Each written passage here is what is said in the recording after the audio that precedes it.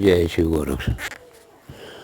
प्यारे श्रोताओं, मैं संत नरेश नाथ योगी आपको एक ऐसी कहानी सुनाने जा रहा हूँ जिसमें आपको आभास होगा कि हमारे देश के राजाओं से भी गलतियाँ हो जाया करती थी।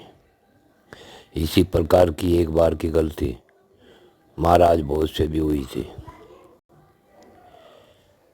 अब मैं अपनी कहानी आपको सुनाता हूँ। एक समय की बात है जब राजा भोज गद्दी पर विराजमान थे। वहाँ एक वैश्य अपनी पत्नी के साथ राजा भोज के यहाँ आया और बोला कि महाराज, मैं और मेरा मित्र हम दोनों विदेश में व्यापार करने गए थे। जब मेरा दोस्त वहाँ से चलने लगा तो मैंने अपने दोस्त से कहा था कि यह एक लाल है, इसे ले जाकर तुम मेरी पत्नी को दे देना और मैं कुछ समय बाद आऊँगा। लेकिन उसके मित्र ने घर आकर उस वैश्य की पत्नी को वह लाल नहीं दिया। जब वह व्यापारी घर आया, उसकी पत्नी ने उसे कहा, जब तुम्हारा मित्र आया था कम से कम खर्चे के कुछ तो पैसे भिजवा देते। वह वैसे बोला, मैंने तो उसे 9 करोड़ का लाल दिया था। परंतु जब उससे बात हुई तो वह मित्र बोला कि मैंने तो तेरी पत्नी को दे दिया था, और अपने साथ एक धोबन और एक तेलन उन्हें गवाही के रूप में ले आया। वह राजा भोज के दरबार में पहुंचा तो राजा भोज ने उस वैश्य के मित्र को बुलवाया और उन गवाहों को भी। जब उन गवाहों ने कहा कि हाँ जी, हमारे सामने राजा साहब, इसने वैश्य की पत्नी को 9 करोड़ का लाल दिया था, तो राजा भोज फैसला नहीं कर पाया कि सच कौन बोल रहा है, तथा वैश्य के मित्र के पक्ष में ही फैसला सुना दिया। अब वे तीनों, वैश्य का मित्र और उसके दोनों गवाह, वे हंसते हुए जा रहे थे और वे दोनों वैश्य और उसकी पत्नी रोते हुए जा रहे थे। रास्ते में बियाबान जंगल में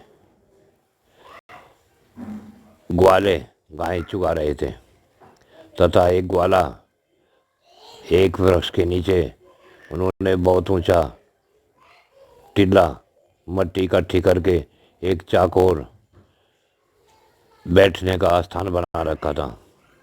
एक ग्वाला वहाँ बैठा था। उसने कहा अपने ग्वालों से, अरे भाई मेरे सैनिकों, जाओ ये जो रो रहे हैं इन्हें बुला कर लाओ।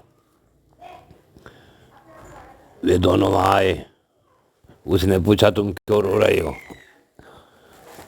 तो वे उन्होंने कहा कि मेरा मित्र हमारे साथ धोखा कर रहा है और उसने हमारा 9 करोड़ का दाल रख दिया है। तो वह मित्र भी जा रहा था हंसता हुआ, उसे भी बुलवाया गया। उन दोनों को भी बुलवाया जो उसके साथ गवाह थे। जब उसने पूरी बात सुनने के बाद वह ग्वाला बोला, तुम सब उस पेड़ के नीचे बैठ जाओ और जिसे बुलाऊं केवल वह ही बताए।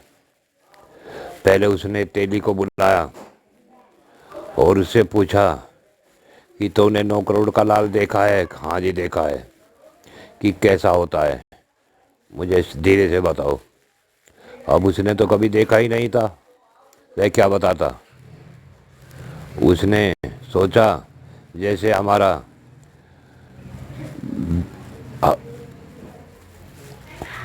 कोल्लू होता है जिससे तेल निकाला जाता है, जैसा उसका पिंड होता है लोहे का, उसी प्रकार का होता होगा। तो तेली ने बताया कि जिस प्रकार का हमारा लोहे का पिंड होता है तेल निकालने का, उसी प्रकार का था। वह कह रहा, ठीक है समझ गया मैं, जाओ तुम बैठ जाओ। अब दूसरे धोबी को बुलाया। धोबी से भी यही बात पूछी धीरे से कि बताओ, अब जो है तुमने कभी 9 करोड़ का लाल देखा है? वह बोला, जी हाँ देखा है। कि कैसा होता है? वह भी सुनकर सक पका गया। उसने सोचा कि जिस डंडे से हम कपड़े धोते हैं ऐसा होता होगा। उसने कह दिया कि जिस तरह का हमारा कपड़े धोने का डंडा होता है उसी प्रकार का 9 करोड़ लाल होता है। फिर क्या था, उसने अपने ग्वालों से कहा कि इन तीनों को यहाँ पेड़ पर बांध दो और इन पर जब तक डंडा बरसे, जब तक यह वैश्य का मित्र हाँ न भर ले। ये झूठ बोल रहे हैं तीनों, इन दोनों को तो पता ही नहीं कैसा होता है।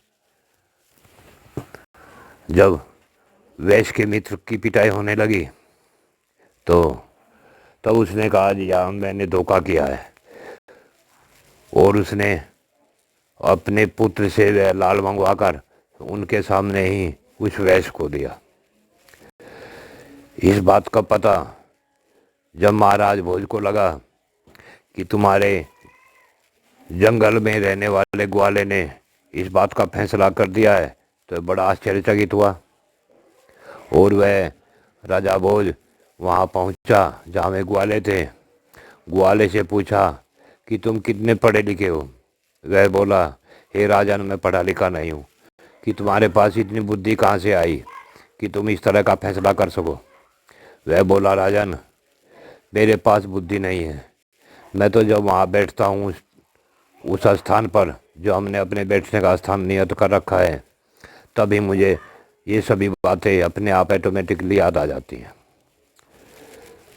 तब राजा भोज ने सोचा जरूर यहाँ कुछ दबा है, और जब वहाँ से खुदाई करवाई गई तो वहाँ से राजा वीर विक्रमादित्य का वह आसन निकला जिस सिंहासन पर बैठकर राजा वीर विक्रमादित्य फैसला किया करते थे। तथा कहा जाता है कि उस सिंहासन के अंदर 32 बटन थे जो बत्तीसी के नाम से जाने जाते हैं, बैताल बत्तीसी के नाम से जो कहानियाँ प्रसिद्ध है। उसके पश्चात जब उस सिंहासन को राजा भोज लाया और उस पर बैठने लगा तो सिंहासन के अंदर से आवाज़ आई कि इस सिंहासन पर तो केवल महाराज विक्रमादित्य बैठ सकते हैं। इसके ऊपर बैठने के लिए जिसके अंदर ये 32 गुण होंगे वह ही बैठ सकेगा। वह 32 गुण 32 कहानियाँ हैं। मेरे प्रिय श्रोताओं, राजाओं से भी गलतियाँ हो जाती है और एक अनपढ़ गंवार आदमी भी सही न्याय कर देता है। जय शिव गोरक्ष।